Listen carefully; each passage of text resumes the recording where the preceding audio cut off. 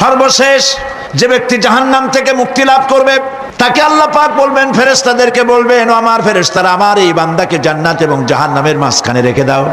জান্নাত এবং জাহান্নামের মাঝখানে লোকটি যখন থাকার জায়গা পাবে, সে জান্নাতের দিকে তাকায়া দেখবে আর কাঁদতে থাকবে। আল্লাহ পাক জিজ্ঞেস করবেন, বান্দারে, যুগের পর যুগ ধরে জাহান্নামে কেঁদেছো, আমি রব্বুল আলামিন জাহান্নাম মাফ করে দিয়া জান্নাত জাহান্নামের মাঝখানে রেখে দিয়েছি, আযাব থেকে তো বেঁচে গেছো, এখন কান্দো কেন? লোকটি বলবে, রব্বুল আলামিন কান্দি এই কারণে, জাহান্নাম থেকে মাফ করেছো, তোমার শুকরিয়া আদায় করি। জান্নাত তো আমার কপালে নাই, কিসমতে নাই, কিন্তু জান্নাত আমি এখান থেকে দেখতে পাচ্ছি, জান্নাতের সুঘ্রাণ আমার নাকে আসতেছে, কপালে নাই যাওয়ার। আমি কাঁদি এই জন্য, তুমি যদি মেহেরবানি করে আমাকে জান্নাতের দরজার কাছে একটু দাঁড় করায় দিতা, প্রাণ ভরে তোমার জান্নাতের দৃশ্যটা একটু দেখতাম। আল্লাহ পাক তার আরজি পূরণ করবেন, বলবেন যাও। ফেরেশতাদের বলবেন, এর জান্নাতের দরজার কাছে দাঁড় করায় দাও। জান্নাতের দরজার কাছে দাঁড়িয়ে লোকটি আবার কান্না শুরু করবে। আল্লাহ পাক প্রশ্ন করবেন, এবার কান্দো কেন? লোকটি বলবে, রব্বুল আলামিন কান্দি এই কারণে, জান্নাতের এই দরজায় দাঁড়াইয়া জান্নাতের অফুরন্ত নেয়ামত কিছুই ভালো করে দেখা যায় না, শুধু অল্প জায়গা দেখি। যদি তুমি আমারে দয়া করে জান্নাতের মাঝখানে দাঁড় করায় দিতা, চতুর্দিকে তাকায়া তাকায়া দেখা কলিজারে ঠান্ডা বানাইতাম। তবে আমি ওয়াদা করি, জান্নাতের কোনো নাজ নেয়ামত, কোনো ফল আমি খাবো না, ধরবো না, সইব না। একটুখানি মেহেরবানি করে মাঝখানে দাঁড় করাইয়া দাও, জান্নারে ঠান্ডা করি।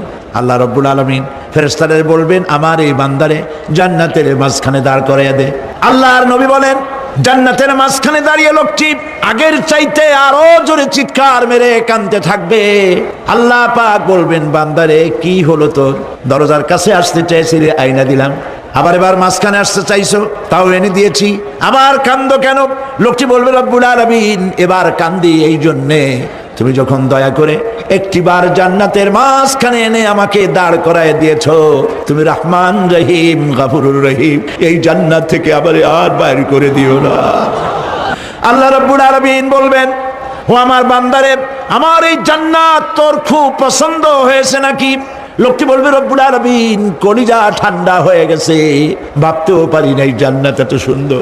আল্লাহ পাক বলবেন, বান্দারে, এরকম একটি নয়, দুইটা নয়, তোর জন্য আমি 10টা জান্নাতে এরকম রিজার্ভ করে রাখছি। জান্নাতীদেরকে রিসিপশন দেওয়া হবে।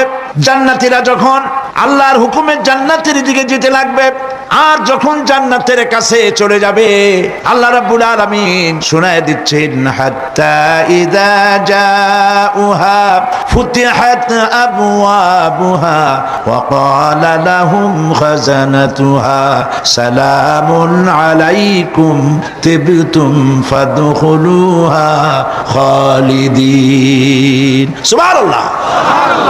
জান্নাতীরা যখন জান্নাতে প্রবেশ করার দরজার মুখোমুখি হবে, দ্বার রক্ষীগণ তখন বলবে, সালামুন আলাইকুম, আল্লাহ শান্তি তোমাদের উপরে বর্ষিত হোক। দুনিয়ার টাটকা টাটকা সুখগুলি 2 পা দিয়ে ঠেলে দিয়েছো, টাটকা সুখগুলি গ্রহণ করো নাই, হারাম খাও নাই, আল্লাহর দ্বীন কায়েমের জন্য রক্ত দিয়েছো, জীবন দিয়েছো, কষ্ট করেছো, আল্লাহকে ভয় করেছো, আমাদের সালাম গ্রহণ করো, জান্নাতের মধ্যে ঢুকে যাও চিরকালের জন্য। সুবহানাল্লাহ।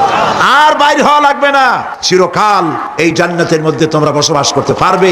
আল্লাহ রাব্বুল আলামিনের